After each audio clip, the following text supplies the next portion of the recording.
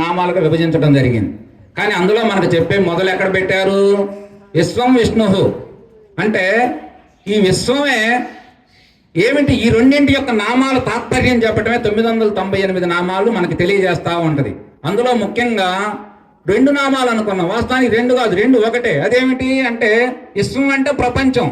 ఈ ప్రపంచం ఏమిటి? ఈ మానవుడు ఎవరు? ఈ సర్వ జీవకోటి ఏమిటి? ఈ సృష్టి స్థితి లయలు ఎలా జరుగుతున్నాయి? వీటన్నింటి కారణం ఏమిటి? విశ్వం ఏమిటి అనే ప్రశ్న రాగానే వీటన్నింటి కారణం విష్ణు అంటే ఒకటే నామం. 1 రూపాయికి 2 నాణ్యాలు ఉన్నట్టుగా విశ్వమే విష్ణు అంటే ఈ విశ్వం అంతా వ్యాపించి అన్నీ తానయ్యి తను ఏమీ కాకుండా ఆడుతున్నటువంటి వాడు విష్ణువే అని చెప్పేసి విష్ణు సహస్రనామం మనకి ఉన్నటువంటి సహస్రనామాల్లో అద్భుతమైనటువంటి సహస్రనామం, ప్రామాణికమైనటువంటి సహస్రనామం. అట్లాంటి సహస్రనామం మనకి మన వాళ్ళు బాగా దాన్ని పారాయణం చేస్తూ ఉంటాం. అంటే దాన్ని చదవటం, దాని ద్వారా పూజ కైంకర్యాలు అటన్నింటిలో బాగా ఉపయోగిస్తాం. కానీ అందులో ఉన్న లోతైన అర్థాలు తెలుసుకుంటా ఉంటే నేను అందులోకి ప్రవేశించి ఒక్కొక్క అర్థం, ఎందుకంటే మనకి చదువు తక్కువ ఉండటం వల్ల తెలుగు తాత్పర్యాలను తీసుకొని అందులో మనం వెతుకుతూ ఉంటే ఆ తాత్పర్యంలో ఉన్నటువంటి ఆ నామాల అర్థాలు చదువుతూ ఉంటే మనలో ఉన్నటువంటి అజ్ఞానం అంతా ఊరకు ఒంటి మీద పడితే ఏదన్నా ఇట్లా ఎదిలితే రాలిపోయినట్టు అజ్ఞానం రాలిపోతూ ఉంటది. మనలో ఉన్న దుఃఖాలన్నీ తొలగిపోతూ ఉంటాయి. మనకు అసలు ఏమీ కాకుండానే ఉంటున్నాం. నువ్వు ఏదైనా ఒకటి అయితేనేగా నీకు బాధ. నీవేమీ కానప్పుడు అన్నీ ఆయన అనుకున్నప్పుడు నీకేం బాధ ఉంటుంది? అట్లా మనకి విష్ణు సహస్రనామం అట్లా తెలియజేస్తా ఉన్నది. అట్లాంటి యోగ నిద్ర ఏమిటయ్యా అంటే మనకి మనం జాగృత అవస్థ, స్వప్న అవస్థ, సుషుప్త అవస్థ, ఈ 3 రకాలుగా అవస్థాత్రయము అంటారు. ఈ 3ంటిని అవస్థాత్రయం అంటే ఏమిటి? జాగృతి అంటే ఇప్పుడు మనందరం కూడా మెలకువలో ఉన్నాం. అందరం ఇక్కడ ఏదో అమ్మ ఏదో కార్యక్రమం పెడుతున్నట్టు, వాళ్ళ అమ్మకి ఏదో ఆరాధన చేస్తున్నట్టు, మనందరం అతిథులు అయినట్టు, కొంతమంది ఏదో పిలిస్తే గౌరవంగా వచ్చినట్టు, కొంతమంది ఏదో పిలుపు సరిగ్గా లేనట్లుగా, ఏదో పోదాములు అనుకునేవాళ్ళు, ఇష్టంగా వచ్చేవాళ్ళు, సేవ చేసేవాళ్ళు, ఇంకా ఏమైనా ఆర్థికంగా సాయం చేసేవాళ్ళు, రకరకాలుగా మనందరం ఉంటాం. అందరం ఉంటాం, ఏదో ఒక దానికి చెంది ఉంటాం మనందరం. ఇదంతా కూడా జాగృతిలో జరుగుతున్నది. ఇది నిజమేగా ఇప్పుడు? కానీ మనం పోయిన తర్వాత ఇక శుభ్రంగా సాయంత్రం నిద్రపోతాం. నిద్రలో ఇప్పుడు ఈ జాగృతి ఏమైనట్టు అక్కడ ఏమైనా ఉంటుందా? 6 అడుగులు దేహం హాయిగా పడుకుంటుంది మంచం మీద, కదలదో మెదలదో మెలకుండా చూసేవాళ్ళు కూడా పలకరి బాగా నిద్రపోతుంది అంటారు. కానీ ఆ దేహం ఆడే ఉంటుంది. కానీ ఆ దేహం ఈ బాహ్యంలో ఇప్పుడు ఏం జరుగుతుందో అది స్వప్నంలో కూడా అదే పని చేస్తుంటుంది. అక్కడ మొత్తం రకరకాలుగా మనం ఇప్పుడు బాహ్యంలో ఏం జరుగుతుంది, ఏ పనులకు మన భావోద్వేగాలు కొనసాగి మనం ఆ చర్యలకు లోనవుతూ ఉంటాం. మనం కళల్లో కూడా అన్ని అనుభూతులు మన అందరూ అనుభవిస్తూనే ఉంటాం. మీ అందరికీ తెలుసు, అందరూ పొందే. ఏంది కళ ఇట్లా వచ్చింది? ఒకసారి ఏదో మనకి ఏదో జరగడం జరిగినట్టు, ఒకసారి ఎవరో వచ్చి కీర్తించినట్టు, ఒకసారి తిట్టినట్టు, ఒకసారి ఏదో ఇంటి పక్కన చేయని పక్కన అరుచుకున్నట్లు, ఇట్లా మనకి ఇవన్నీ జరుగుతూ ఉంటాయి. మరి స్వప్నంలో జరిగింది కానీ దేహం కదల్లా. కానీ ఎట్లా ఇవన్నీ మనకి ఆ అనుభూతులు ఎట్లా కలుగుతున్నాయి? అది నిజమని మనందరికి ఎట్లా తెలుస్తున్నది? ఆలోచన చేయండి, మనందరికి అర్థం అవుతుంది. అంటే ఈ జాగృతిలో ఉన్న స్వప్నంలో లేకపోయినా కానీ స్వప్నంలో ఉన్నట్టు కనపడుతుంది మనకి.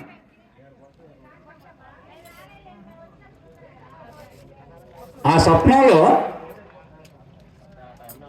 అట్లా కొనసాగుతుంది. తర్వాత మరి సుషుప్తి అంటే ఏమిటి? గాఢ నిద్రలోకి మనం ప్రవేశించడం. కానీ గాఢ నిద్రలో ఈ స్వప్నం లేదు, ఆ జాగృతి లేదు, ఏమీ లేదు, ఉన్నదంతా కూడా శూన్యంగా ఉన్నది. కానీ శూన్యంగా ఉన్నదని చెప్పింది ఎవరు? మళ్ళీ శూన్యంగా ఉన్నదని చూడాలి కదా మళ్ళీ.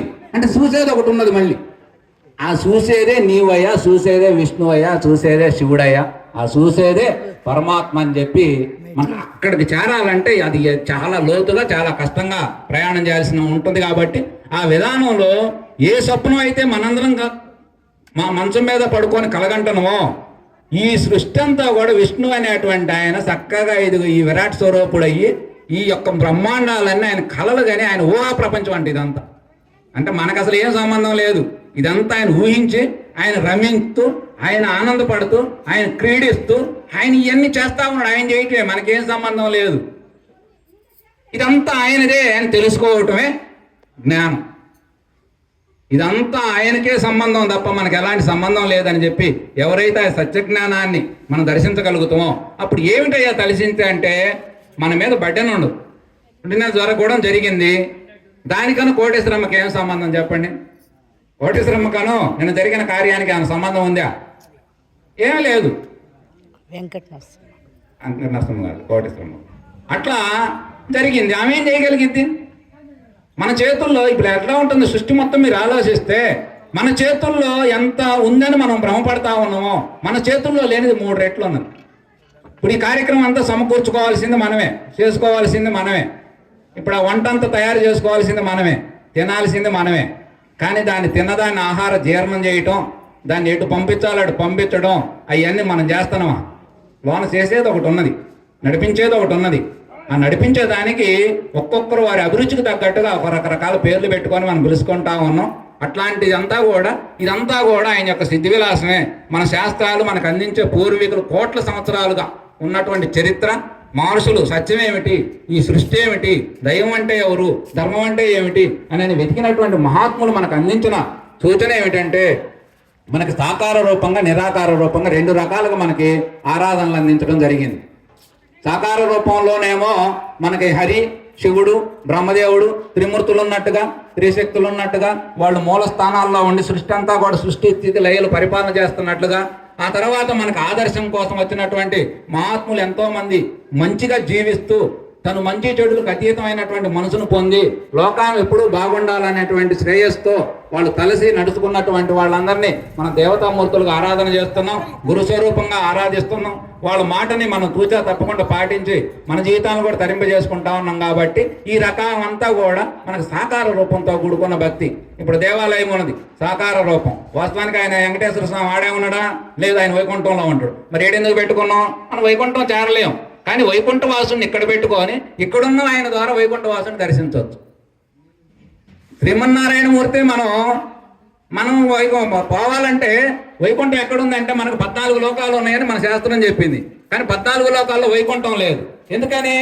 వైకుంఠం అనేది 14 లోకాలకు పైన ఉందంట. అది ఎన్ని లక్షల కిలోమీటర్లు ఉందా అనే దానికి లెక్కలు ఉన్నాయి. ఆ ప్రకారం మనకు తెలియజేస్తా ఉంటే మరి ఆయన మనం దర్శించగలమా? దర్శించలేము. అందుకని మన వాళ్ళు ఏం చేశారు, ఆయన ఎట్లా దర్శించాలి అంటే ఆయన నామాన్ని పట్టుకోండి. అందుకే ఇందాక మన గురువు గారు హరినామం అన్నారు. హరి అనే 2 అక్షరాలు, హరి చెయ్యి. హరి అంటే ఈ చెయ్యి మంది కాదు, హరిదేనంట. హరి కాలు, ఆ కాలు హరిదే. మన అనేది ఏమీ ఉండదు. మొత్తం ఒలిసినట్లు చూస్తా ఉంటే మనం అనేది ఏమి ఉండదు, అంతా ఆయనే ఉంటాడు. అంతా ఆయన అనుకున్నప్పుడు మనకి ఏమైంది అంటే బయటనే ఉండదు. ఇప్పుడు మన కుటుంబంలో మాకు 20 సంవత్సరాల వయసులో మనకి ఏ బాధ్యత లేవు. మొత్తం తల్లిదండ్రులు ఉంటాడు, వాళ్ళు చూసుకుంటారు చక్కగా. మనం ఏమైనా పొరపాటు చేసిన వాళ్ళే సరిదిద్దుకుంటారు, లేదా ఇరుగు పొరుగు వాళ్ళు తిడితే వాళ్ళనే తిట్టుకుంటారు. మన సంబంధం లేదనుకుని హాయిగా ఉండేవాళ్ళం మనం. కానీ పెద్ద వయసు వచ్చిన తర్వాత కుటుంబానికి యజమానిమైన ఆ పిల్లలు, ఆ సంపదలు, ఆ బాధ్యతలు, ఇరుగోళ్ళు పొరుగోళ్ళు అన్నీ మన నెత్తిన పెట్టుకొని మనమే మోయాలి. మనం బరువని పీట్ల. అట్లాగే మనం అంతా కూడా భగవంతుడిది అనుకొని భగవత్ కార్యంగా, భగవత్ పిలుపుగా, భగవంతుని సేవగా భావించి ఇందులో పెద్ద పని లేదు, చిన్న పని లేదు, అన్ని పనులు ఆయన పనులే. అందులో నీకు ఒక పెద్ద పని లేదు, గౌరవనీయ పని లేదు. ఇక్కడ కూర్చొని చెప్పినా, ఆడెన్ని చెప్పినా, ఆడ పని చేసినా, ఏం చేసినా ఇదంతా భగవత్ కార్యం అంతే. నీకు ఇచ్చిన గడువు లోపు నువ్వు మానవుడు చేయాల్సిన పని ఏంటి అంటే మన ఆత్మను కనిపెట్టి మనకి ఇచ్చే సూచన ఈ గురుతత్వం అంతా మనకి ఏం చెబుతున్నది అంటే ఇదంతా ఎట్లా జరుగుతుందని తెలుసుకోవడం అంతే. తెలుసుకున్నా నువ్వు అదే పని చేయాల్సిందే. ఇప్పుడు గురువుగారు తెలుసుకున్నాడు, ఆయనకు అన్నం తిన్నా, మనతో పాటు ఆయన అన్నం తినాల్సిందే. కానీ ఆయనకు అన్నం తిన్నా ఇదంతా ఆయనదేనని తెలిసింది. గురువుకి అది తెలిసిద్ది అంతే. తెలిసినా చేసేది అదే. కానీ తెలిసి చేసేదానికి తెలియని చేసేదానికి తేడా ఏంటంటే తెలిసి చేస్తే నేను చేసిన అనేది అహంకారం ఉంటుంది. తెలిసి చేసిన అనుకో ఆ నిరహంకారిగా మారుతుంది. అంటే అతనికి ఏ బరువు బాధ్యతలు బడ్డన ఉండదు, అంతా భగవంతుడే. అంటే ఆ భగవంతుడు ఏం చేస్తున్నాను ఇంకొక రహస్యం చూస్తే ఆ భగవంతుడు ఏం చేస్తున్నాడంటే భగవంతుడి గురించి ఎవరైతే తలుస్తూ నిత్యం ఆయనలో కీర్తిస్తూ ఆయనే మొత్తం ఇదంతా ఆయనదే అర్పిస్తే ఆయన తర్వాత ఏం చేస్తాడంటే అది మొత్తం నేను కాదబ్బాయి ప్రపంచానికి నిన్ను చూపిస్తున్నా చూడని ఆయన కడుగు మనం ముందుకు నెడతాడు. అందుకనే గురువు సాక్షాత్ పరం బ్రహ్మ. గురువు నేను చెప్తున్నా అనుకోడు. చెప్పే సందర్భంలో ఆ సందర్భంలో నేననే వర్డ్స్ వాడాలి కాబట్టి వాడతాం. కానీ అది గురువు పరబ్రహ్మ అనడానికి కారణం ఏమిటి? ఈ గురువు నాకేం సంబంధం లేదు, అంతా ఆయనేనని చెప్తున్నాడు. కానీ ఆయన ఏమంటున్నా అంటే నాకు ప్రతినిధి ఈయనేనని చెబుతున్నాడు. భక్తుల కథలు తీసుకోండి, భక్తుల కథలు అందరూ అలానే ఉంటాయి. మనం భక్తుల్ని ఆరాధిస్తూ ఉంటాం. ఎందుకని అంటే భగవంతుడి గురించి ఎవరైతే అన్వేషించి తెలుసుకుంటారో ఈ భగవంతుడికి అన్వేషించినటువంటి వారికి నిరహంకారం వచ్చేస్తుంది. అసలు నేననే భ్రాంతులు ఈయనకు ఉండవు. లేనప్పుడు మొత్తం ఆయన అన్నప్పుడు ఆయన మనం ఎటు దర్శించడం కష్టం. అందుకని ఆయన మళ్ళీ ఈయన రూపంగానే కనపడి ఈయన రూపంగానే మంచి నడవడిక, మంచి విధానాలు ఇవన్నీ మనకు అందించడం జరుగుతూ ఉంటుంది. ఇట్లా మనకి సాకార రూపం, నిరాకార రూపం, మనకి 2 రకాల ఆరాధన ఉంటాయి. నిరాకార రూపంలో అన్ని దేవతలు మూర్తులు మొత్తం ఒకే దాని కిందకు వస్తాయి. ఇప్పుడు మనందరం ఈ టెంట్ కింద కూర్చున్నట్టు. కానీ కిందకు వచ్చి కుర్చీల్లో చూస్తే మళ్ళీ ఎవరు ముఖాలు వాళ్ళకు ఉన్నాయి, ఎవరు నామాలు వాళ్ళకు ఉన్నాయి, ఎవరికి మనం పెట్టుకున్న ఆచారాలు కొన్ని ఉన్నాయి, అన్నీ మన పోస్టులు అన్నీ మనకు ఉన్నాయి మళ్ళీ. కానీ పైకి చూస్తే టెంట్ మనందరికి ఒకటే. టెంట్ పరమాత్మ నిరాకార స్వరూపం, కింద ఉన్నటువంటి రూపాలు మొత్తం సాకార రూపాలలో మనకి రాముడిని ఆరాధించినా, కృష్ణుడిని ఆరాధించినా, ఇంకా ఇతర ఏ దేవతలను ఆరాధించినా కూడా ఈ దేవతల ద్వారా ఆ దైవాన్ని చేరాలి. ఆ దైవాన్ని డైరెక్ట్ పట్టుకోలేం కాబట్టి మనకు అందుకే విగ్రహ ఆరాధన అనేది మనకు ప్రధానంగా విగ్రహ అర్చనామూర్తి ద్వారా మనం చేరుకోవడం ఈజీ మార్గం అని చెప్పి మహాత్ములు మనకి దానిని ప్రవేశపెట్టారు. దాని ద్వారా మనకి ఇప్పుడు మనం వెళ్ళాం దేవాలయం, ఎంత జ్ఞానం ఉన్న దేవాలయానికి వెళ్ళి అర్చనామూర్తిని అర్చించేటప్పుడు మనకు కొన్ని అవసరమైనటువంటి కుటుంబ పరంగా బాధ్యతలు ఉంటే ఆ బాధ్యతలు, సమాజపరమైన బాధ్యతలు, జ్ఞానపరమైన సమస్యలు, ఆ చిక్కులు అటన్నింటి కూడా స్వామికి ఒక మార్గం చూపించి నడిపించాయా. అంతా నువ్వు చేయాలి, మేము ఏం చేయగలం, నీ దాసులను తప్ప అని దండం పెట్టుకోవాల్సింది. ఆడంతకంటే ఏం చెబుతూ. కానీ ఆయన చిరునవ్వుతో అభయం ఇస్తాడు. ఆయన పట్టుకున్న వాడికి కొరత లేదని ఇప్పటికీ మహాత్ములు. మరి ఎందుకు మనం ఈ కాషాయదాలాన్ని ఆరాధించడం అంటే వీళ్ళు అన్నీ చేయాల్సిందే, కానీ ఏమి చేసినా మాకేం సంబంధం లేదు, అంతా ఆయన అని చెప్పి పెద్ద ఆయన గొప్ప చదువుతాడు. పెద్ద ఆయన గొప్ప చేసి అంతా ఆయన చూసుకుంటాడు.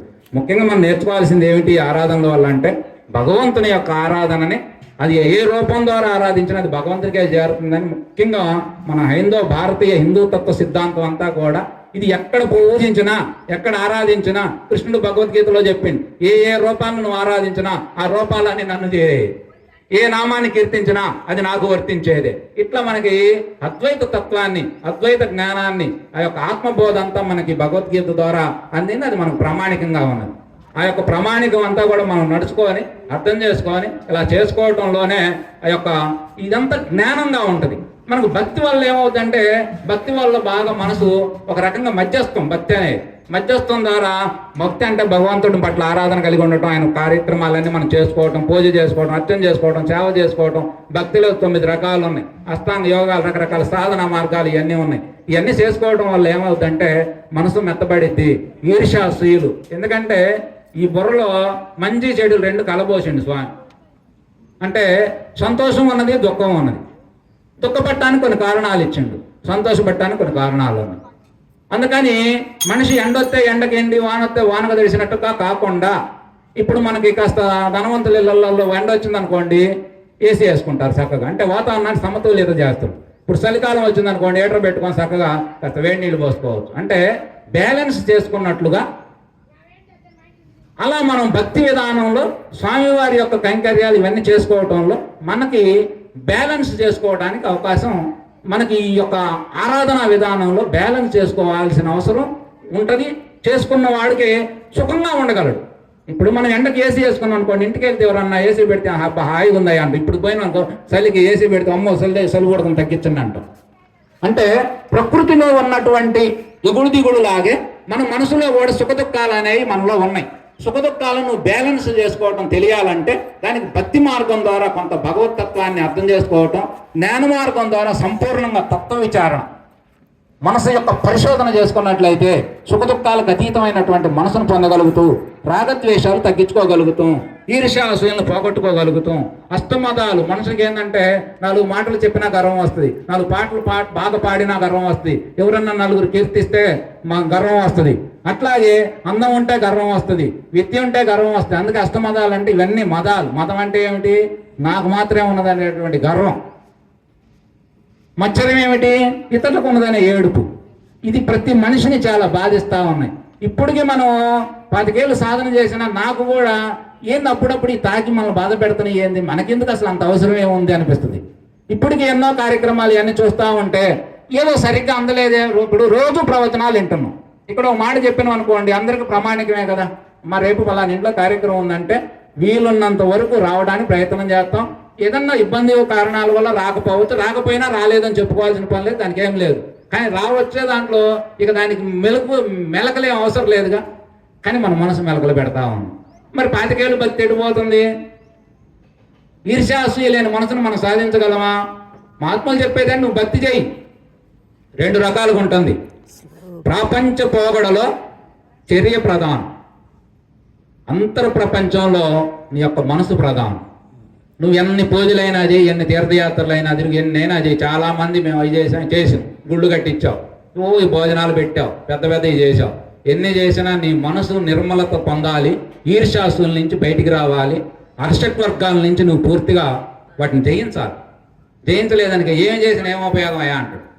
పోనీ ఒకవేళ నువ్వు ఎన్ని మాటలు చెప్పి నువ్వు ఎంత గొప్పవాడివైనా, నువ్వు గొప్ప జ్ఞానివైనా, నువ్వు మొత్తం ఆత్మజ్ఞానం పొంది ఇదంతా పరమాత్మ అని చెప్పినా, ఎవరికైనా పక్కనోడికి ఏదైనా బాధ కలిగిందంటే నువ్వు ఒక మాట కూడా సాయం చేయలేకపోతే ఉపయోగం లేదని జరుగుతుంది.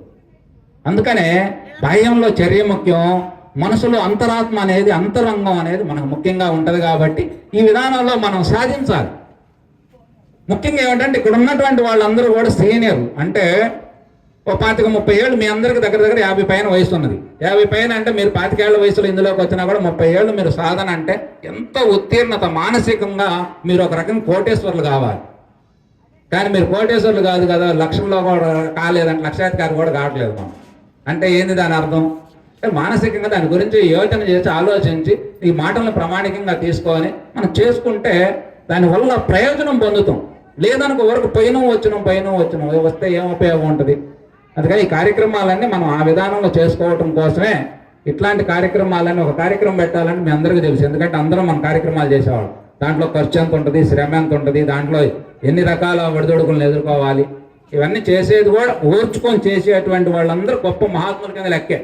ఎందుకంటే కొంతమంది ఏమీ చేయకుండా ఉత్తమ మాటలు చెప్పిపోతూ ఉంటారు.